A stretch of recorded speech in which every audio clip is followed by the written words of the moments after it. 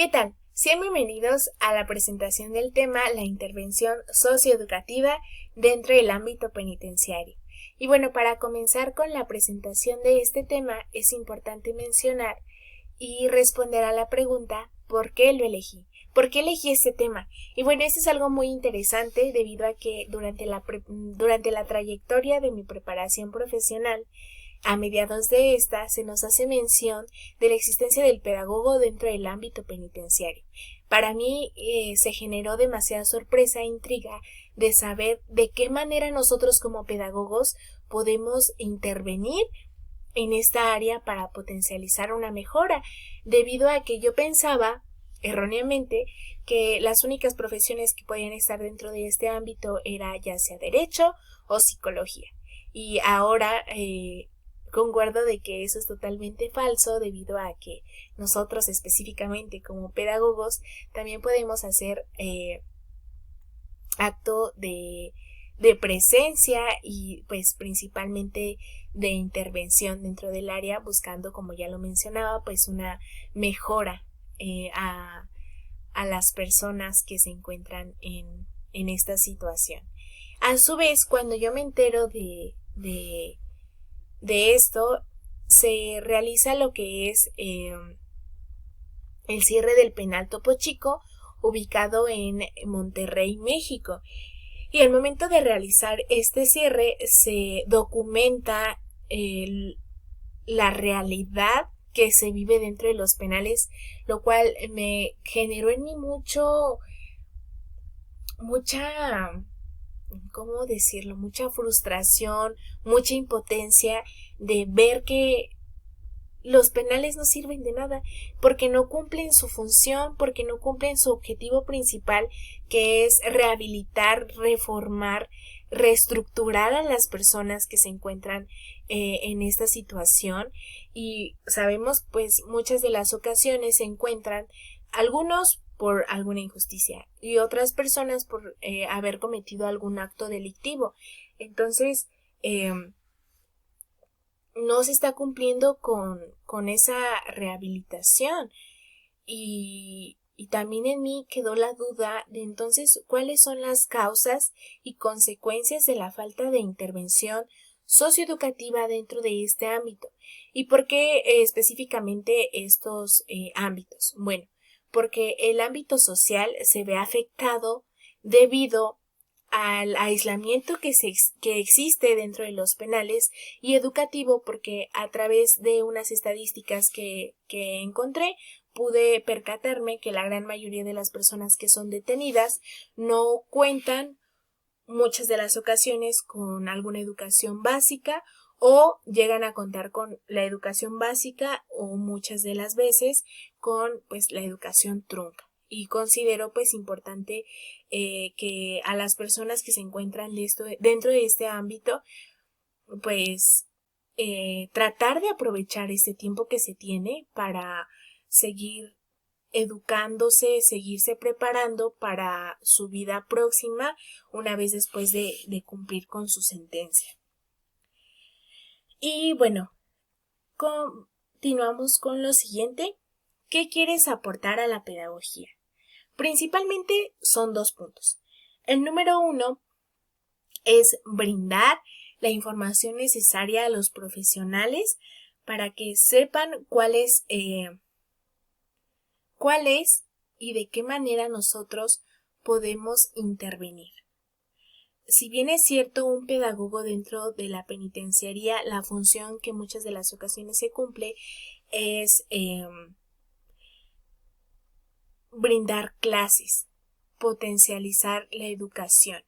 Y no está mal, pero al momento de nosotros no conocer específicamente lo que podemos hacer dentro del área, que lo que podría impactar de mejor y mayor manera sería la creación y ejecución de programas de intervención o de recreación a las personas privadas de su libertad con la finalidad de rehabilitarlos y reestructurar su conducta, su cultura y su pensamiento para pues que exista un cambio positivo en ellos y posteriormente pues a la sociedad, que la sociedad no se vea afectada por una mala conducta de las personas.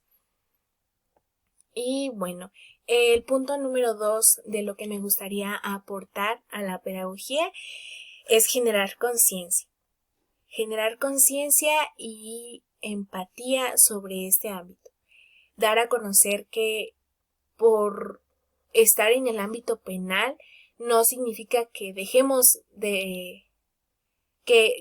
que seamos malas personas, porque no dejamos de ser seres humanos y nuestra carrera principalmente es lo bonito de esto, porque es una carrera muy humana y por una razón, pues no podemos dejar, por obvia razón, no podemos dejar de lado esa humanidad y llenarnos de prejuicios y decir, híjole, y si cometiste tal acto, entonces eres malo, porque no conocemos el trasfondo de la situación.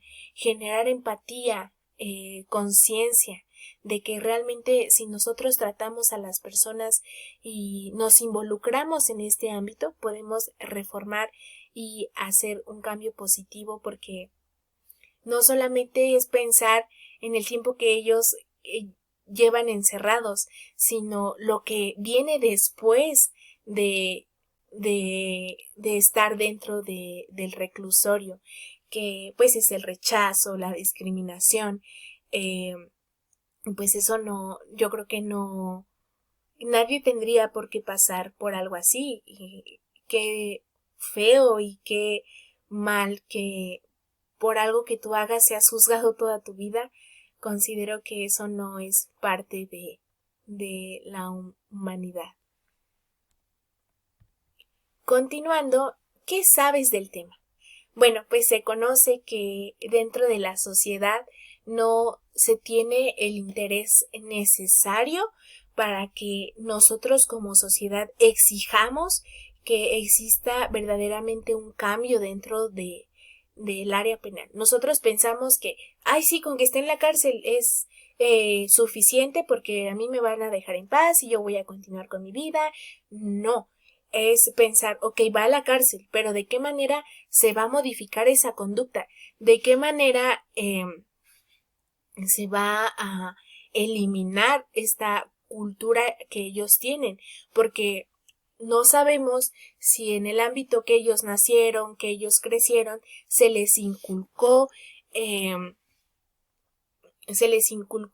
realizar acciones delictivas. Entonces, no, como se los mencionaba, no es lo meto a la cárcel y esa es la solución para que aprenda a no hacerlo. No, verdaderamente sí, es una consecuencia de una acción que se realizó, una acción delictiva, pero no es la solución, sino la solución es la que se brinda dentro del ámbito para reformar a la persona y que poco a poco vaya abandonando esa cultura, porque bien sabemos pues no es un proceso fácil y es por eso que realmente pues se tiene que trabajar en ello. Y bueno, vamos a continuar con la siguiente. Características más sobresalientes del ámbito de estudio. Y bueno, las características más frecuentes que se presentan dentro del ámbito penitenciario es la injusticia.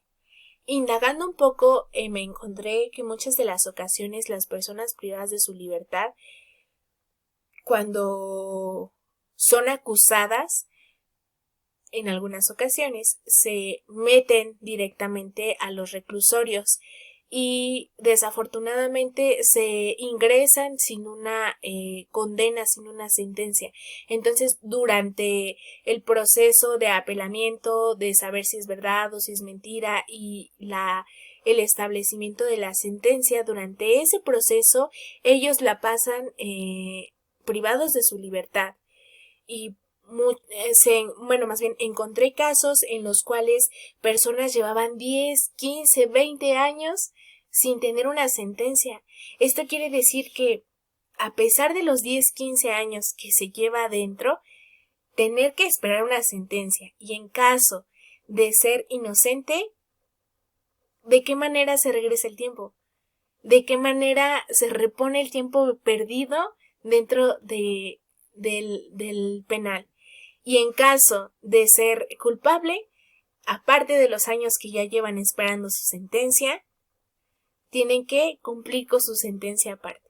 Eso es algo que es muy injusto, porque a nadie nos gusta permanecer en un solo lugar, y no es por permanecer, sino porque al momento de estar ahí dentro se pierden de muchas cosas, de su familia, de su crecimiento, de vivir y esto es algo muy injusto. Otro punto es la corrupción. Dentro de los documentales que mencionaba anteriormente, se podía notar que si habían personas que contaban con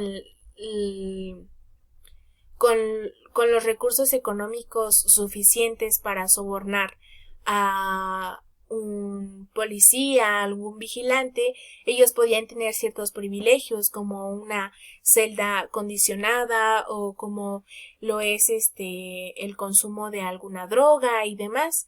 Y pues eso debería de no existir en los penales porque lo que se busca es dejar de lado estas acciones delictivas y es algo que se vive principalmente de los oficiales, pero bueno, eso ya es otro tema.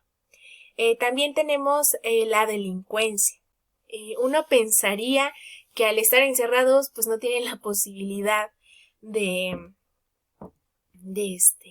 hacer actos delictivos y bueno, esto va muy ligado pues con la corrupción. A través de la corrupción ellos pueden seguir cometiendo delitos, como pues también retomando lo de los documentales, en muchos de los penales se mencionaba que bueno, al existir el reclusorio de hombres y mujeres juntos, obviamente separados por sección, pero en el mismo penal, las personas buscaban la manera, igual pues a través de la corrupción, de la trata de blancas, de prostituir a las mujeres, las robaban de un área a otra, pues para seguir con esto y pues muchas de las ocasiones potencializaban pues lo que era el consumo de drogas o también pues asesinatos. Se vio que en el penal de Topo Chico desaparecieron 5 o 6 personas dentro del área y pues uno pensaría que estarían seguros allá adentro, pero pues es algo que es totalmente falso. También tenemos la desigualdad. Al contar o no con ciertas características, como también se mencionaban, había personas que estando enfermas, uno pensaría que se les daría un trato digno o un trato un poquito más adecuado hacia su situación, pero la realidad es que no. O sea, al ser enfermos lo que se hacen es aislarlos, con la justificación de que no pueden contagiar a otra persona. Entonces, como no quiero que contagies a más reclusos, lo que hago es hacerte a un lado y enfocarme en otras personas. Imagínense, existe aislamiento del aislamiento de los penales. Eso es algo muy frustrante, muy impune, porque volvemos a lo mismo, de que en dónde queda el objetivo principal de los penales. Y bueno, en conclusión, puedo decir que el ámbito penitenciario y más nosotros como pedagogos podemos hacer mucho dentro del mismo, dejando de lado nuestros prejuicios y teniendo en mente que sin importar lo que se haya realizado, sin importar el pasado, las acciones que hayamos cometido, no vamos a dejar de ser seres humanos que necesitamos un trato digno y respetuoso. Y bueno, esto es todo por la presentación de hoy. Gracias por su atención.